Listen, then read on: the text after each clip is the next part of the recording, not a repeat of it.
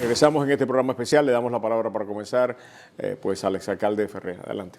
Muchas gracias, Roberto. Mira, yo quiero recalcar el siguiente punto.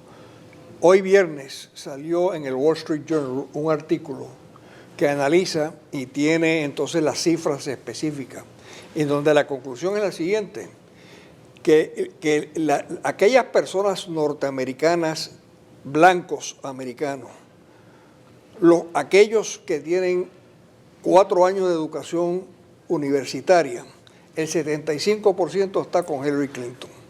Aquellos que no tienen títulos universitarios ni estudios universitarios alguno, blancos, el 80% está con Trump. Entonces la conclusión, no mía, sino del Wall Street Journal de este artículo, es que aquellos que no tienen educación, que eran blue collar workers, que eran trabajadores de manufactura, compañías, empresas americanas que ya no existen o que ya no tienen sus fábricas en Estados Unidos, esas son la gente que anteriormente votaban demócratas, pero que hoy en día son republicanos. No republicanos, son trumpistas. En otras palabras, el núcleo republicano, el Partido Republicano ha sido muchas cosas en distintas épocas de la historia. El republicanismo de Abraham Lincoln no es el republicanismo de McKinley en el 1900, ni el de Theodore Roosevelt era el de Hoover. Y definitivamente el de Ronald Reagan definitivamente no es el de Trump. De manera que son partidos republicanos distintos, y el Partido Republicano de la actualidad, es decir, los trumpistas, que dicen, no, que la mayoría del pueblo americano votó por Trump. No, señores. Votaron 13 millones de personas. Aquí hay 320 millones de personas. Inscritos a votar hay casi 190 millones de personas. Van a votar más de 150 millones de personas en estas elecciones. Para ganar estas elecciones hay que tener 65, 70 millones de votos, no 13. De manera que Trump representa un área muy importante del electorado americano, pero no es una cosa extraordinaria, porque no llega ni al 35% de la totalidad. Sí, volviendo otra vez y siguiendo la línea de pensamiento del alcalde Ferré, y lo que yo anteriormente había expuesto, en el plano específicamente económico-social, vemos ese fenómeno, ¿no? Pero lo grave de eso es que se está produciendo una polarización que no se daba aquí en la sociedad americana ni en el proceso electoral americano, donde los partidos captaban de diferentes segmentos de la sociedad, captaban a sus miembros, ¿no?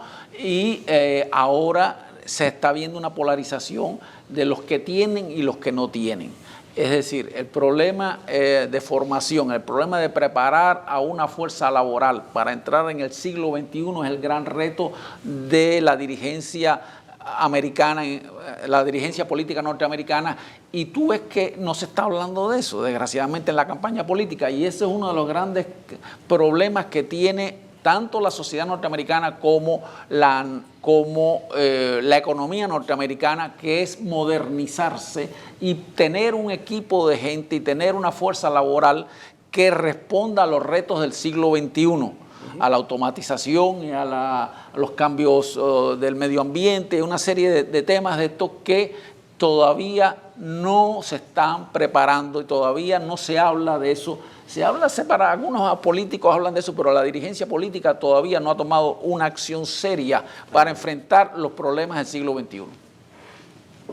Antes que proseguir, debo recordarles, como en otras ocasiones, que los anglosajones que se declaran hoy, los vemos como anglosajones, la mayoría no son anglosajones, son anglos de otras etnias que no tienen nada que ver con la anglosajona. Es muy importante. Los anglosajones fueron la etnia dominante, hoy se habla de los blancos, de los anglos, y seguimos diciendo anglosajones, está bien, no hay problema.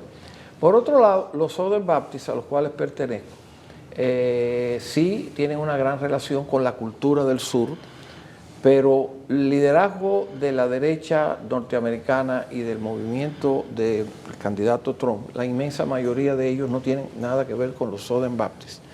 Hay Southern Baptists como en todos los partidos. Por ejemplo, el señor Bill Clinton es miembro de la Iglesia Bautista Emmanuel de Little Rock, Arkansas. señor Gore es miembro de una iglesia bautista del sur, cerca de Washington. El señor Truman era Southern Baptist. Ninguna de esa gente tiene que ver. Sí es verdad, como dice Mauricio, que la cultura sureña, el grupo más importante, era el de los bautistas. Pero no solo entre los blancos, sino también entre los negros, sobre todo entre los negros. Entre los negros llegó a ser en un momento dado el 80%, entre los blancos la mayoría, pero no tampoco la totalidad. Sí hubo cierta influencia, pero con el tiempo este movimiento conservador ha asumido muchas formas.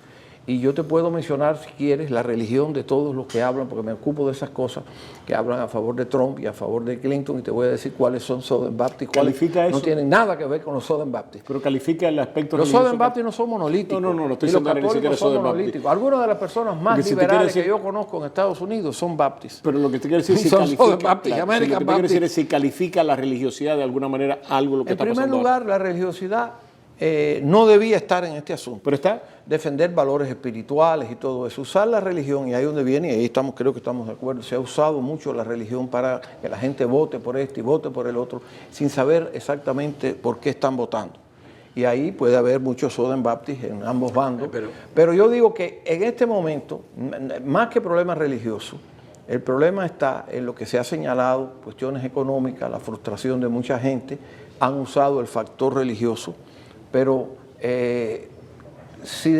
por ejemplo, si los evangélicos todos votaran por Donald Trump, es mejor no realizar elecciones. Ya salió presidente de los Estados Unidos, porque va a ganar una cantidad de estados y con los otros que él pueda ganar ya ganó. No es así. Más del 30% de la comunidad evangélica no está con Trump. Y entre los protestantes mainstream, la mayoría no está con Trump. Una nota al pie a mi ilustre Así que amigo, esto es muy complicado. a mi ilustre esto es amigo muy y complicado. mentor intelectual, Sí, el doctor señor. Marco Antonio, Dígame usted. a quien le debo mucho. Muy agradecido, muy agradecido, muy agradecido. El presidente de la Convención Bautista del Sur, Russell Moore, se declaró en contra de Donald Trump y él apoya lo que él está diciendo. El editor de Christianity Today, la revista evangélica más importante de los Estados Unidos, se declaró en contra de Donald Trump. Liberty University, el presidente de Liberty University, el hijo de Jerry Falwell, apoya a Trump y tiene una rebelión ahora en el campus de Liberty, que es la universidad más fundamentalista y más grande de los Estados Unidos. Los estudiantes se tiraron a la calle y dijeron, no, usted nos está desprestigiando. Nosotros los estudiantes no estamos con Donald Trump. En otras palabras, Donald Trump ha hecho una cosa que nunca se había visto. Ha dividido el voto evangélico y en este momento esto le va a dar tremenda ayuda a Hillary Clinton. Pero yo quisiera añadir algo más.